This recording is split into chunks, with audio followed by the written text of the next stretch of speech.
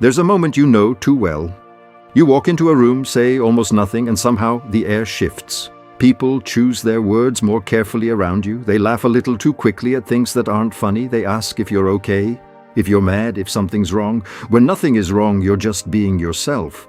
You've spent years being called intense, distant, hard to read, intimidating even by people who couldn't tell you why. You've apologized for it, softened yourself for it, wondered quietly what's actually wrong with you. Nothing is wrong with you. What you're about to hear isn't a flaw, it's a signal, one that weak minds feel before they understand it, and fear before they name it. You've been told you're too much, too quiet, too sharp, too observant, too intense for a room that wanted you smaller. You've been left out of things you were never invited to explain your way into. The group chat that went quiet when you walked in.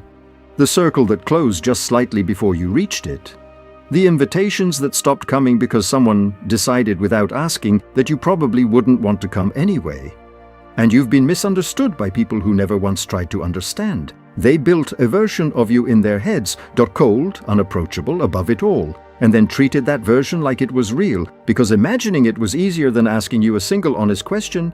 Here's what that's actually cost you. Not just invitations, not just small talk you didn't miss. It's cost you connection, real connection with people who might have actually kept up with you if they'd ever gotten the chance. Every time you shrank yourself to seem less intense, you traded a piece of yourself for a little more comfort in the room. Every time you let someone's assumption stand instead of correcting it, you let them write you smaller than you are. That adds up. Years of it adds up. And most people never stop to ask why this keeps happening to them over and over, in every room they walk into. You're about to find out why. That's your fortress. Here's the forbidden truth nobody around you will ever say out loud. What they call a flaw in you is actually rarity. Psychologists have a name for part of what you're carrying. Openness to experience, one of the 5 core traits that shape a personality. And the people who score highest on it are the ones who question, notice, and feel things everyone else walks straight past. There's another name for the rest of it. Overexcitability, a term used to describe minds that process the world with more intensity than average, sharper perception, deeper reaction, less patience for noise that doesn't matter. Put those two things in one person, and you don't get someone who fits quietly into an average room. You get friction. You get someone who reads as intense because they are intense. Not damaged, not difficult, just built with a wider bandwidth than the world around them was designed to hold. That's not a flaw to fix. That's a rare mind, operating exactly as it should, in an environment that was never built for it. You are not the first mind to feel this friction, and you won't be the last. 2 centuries ago, the philosopher Arthur Schopenhauer wrote about this exact tension between rare minds and the crowds around them. In the spirit of Schopenhauer, a man is only free when he is alone, and the man who cannot bear solitude cannot bear freedom. He wasn't romanticizing loneliness. He was pointing at something colder and more useful, that the richer a mind is, the less it needs the noise of a room to feel complete, and the less it can tolerate that noise once it's tasted real silence instead. Great minds have paid this exact price for centuries, not because something was wrong with them, but because depth and crowd comfort were never built to coexist in the same person. You're not broken, you're simply an old, rare company. Sign 1. You feel alone in a room full of people. So let's start with the sign. You already know better than any of the others. You feel alone in a room full of people. Not because you're antisocial, and not because you dislike the people around you, but because presence isn't the same thing as connection, and you've always known the difference, even when no one else seemed to. The average person feels comforted by any company at all. Fill the room, fill the silence, and they relax. The noise itself is the comfort. Your mind doesn't work that way. You don't need company. You need resonance. You need someone in the room, actually meeting you, not just occupying space near you. And when that's missing, a crowded room can feel emptier than being alone ever does. Imagine standing at a party, drink in hand, surrounded by conversation on every side, and somehow you're the only sober one in the building. Everyone else is loose, loud, easily entertained. And you're standing there, fully present, fully aware, watching it happen like you're the only one who noticed the room never actually filled up. That's not you being cold. That's your mind refusing to fake a connection that isn't real. Weak minds mistake noise for belonging. Yours never has. Drop "I know that room" in the comments if you've felt it. Sign 2. You see patterns others miss. Here's the second sign, and it's the one that makes people quietly uneasy around you without knowing why. You see patterns others miss. Not because you're trying to. Not because you sat down and studied anyone, it just happens. A habit your mind runs in the background. The way lungs breathe without being told to. Someone tells a story, and you already know how it ends. A friendship shifts, and you clocked the shift 3 conversations ago. A decision goes wrong, and you find yourself thinking, quietly, "I saw that coming," while everyone else is still catching up to what just happened. The average mind sees events. One thing happens, then another thing happens, and the two rarely connect until someone points it out. Your mind sees systems. You watch the individual moments assemble themselves into something larger, something with shape and direction, long before anyone else notices there was ever a shape to find. That's not luck, and it's not coincidence. It's pattern recognition running quietly underneath everything you observe. Imagine sitting in a room, watching a conversation unfold, and somehow you already know the outcome 10 seconds before it happens. The joke that's about to land wrong? The tension that's about to surface? The decision someone's about to regret out loud? You feel it arrive before anyone else even reacts. That's not a party trick. That's your mind doing what it's always done. Weak minds live inside the moment. Yours lives one step ahead of it. Drop "I already knew" in the comments if you felt that exact second of knowing before everyone else caught up. Sign 3. You get bored by small talk almost instantly. Third sign, and you probably felt this one happen sometime in just the last week. You get bored by small talk almost instantly. Someone starts in on the weather, the traffic, what they had for lunch, and you can feel your attention start to slide out of the conversation before they've even finished the sentence. It's not rudeness. It's not impatience for its own sake. It's a mind that was built to run at a certain speed suddenly being asked to idle in place, and idling has never once come naturally to you.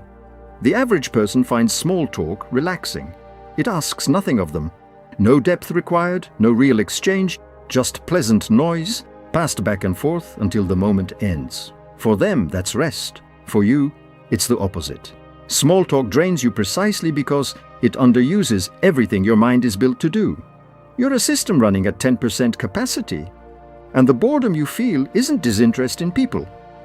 It's frustration at being given so little to actually think about. Imagine standing in that conversation, nodding at the right moments, saying "totally" and "yeah, I know" on cue, while some other part of you has already checked out and gone looking for something worth engaging with.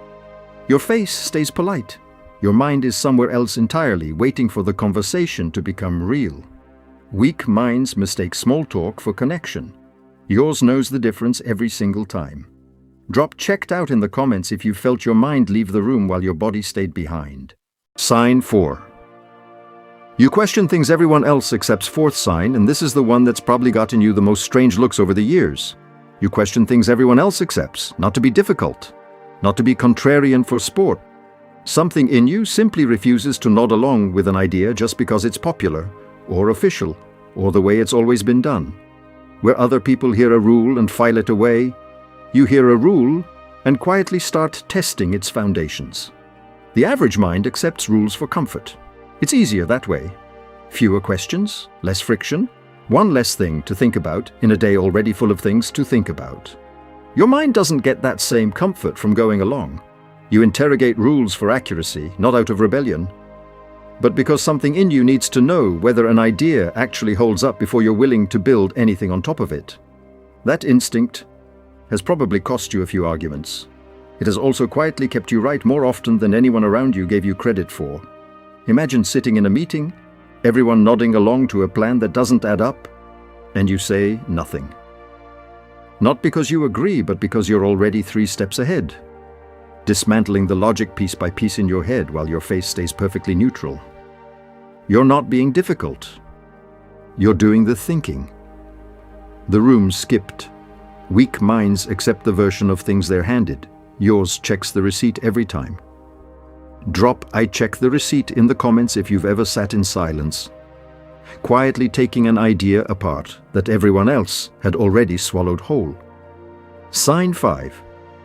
You prefer silence over forced connection. Fifth sign, and it's the one Schopenhauer already told you about centuries before you ever felt it yourself. You prefer silence over forced connection. Not because you don't value people, because you've learned, the hard way, that the wrong company costs you more than being alone ever could. Solitude isn't where you disappear to. It's where you come back from. The average person fears being alone. An empty evening feels like a problem to solve, a silence to fill, so they'll take almost any company over none at all. Your mind runs on a different fear entirely. You're not afraid of the quiet. You're afraid of spending your evening surrounded by people who take more than they give back, performing a version of yourself just to keep the room comfortable. That's the trade the average mind never notices it's making. You noticed it years ago and you stopped making it. Imagine the invitation sitting there on your phone. A group hangout, people you like well enough, nothing wrong with any of it, and you choose the empty walk instead. No agenda, no performance, just your own thoughts finally allowed to stretch out in silence. You come back from that walk fuller than you would have come back from the party. That's not avoidance, that's recovery. Weak minds fear the silence. Yours knows it's the only room that never drains you. Drop "I chose the walk" in the comments if silence has ever restored you more than company ever could. Sign 6. Your mind never fully turns off. Sixth sign. And this is the one that shows up the moment everything else goes quiet. Your mind never fully turns off. Even at rest, even when there's nothing left to do and nowhere left to be, something in you keeps running, processing, replaying, analyzing, turning the day over to see what it actually meant. Other people call that overthinking. You've started to suspect it's just thinking done at full volume, in a world that mostly thinks on mute. The average mind relaxes by doing nothing.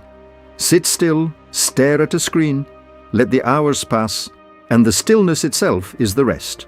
Your mind was never built for that kind of rest. It doesn't switch off. It redirects. Give it nothing to chew on, and it will manufacture something, some thread from the day it hasn't finished pulling on yet. That's not a malfunction. That's the same intensity that makes you sharp everywhere else, refusing to clock out just because the day technically ended. Imagine lying in bed at 1 a.m., body exhausted, room silent, and your mind still replaying a 5-second exchange from that afternoon. The tone in someone's voice, the pause before they answered, the thing they almost said but didn't. You're not obsessing, you're auditing, looking for the meaning everyone else missed because they were already asleep. Weak minds rest by emptying out. Yours rests by working something through. Drop still awake in the comments if your mind has ever kept working long after your body clocked out for the night. Sign 7. You sense manipulation before words are spoken. Seventh sign. And it's the one that's protected you more times than you probably realize.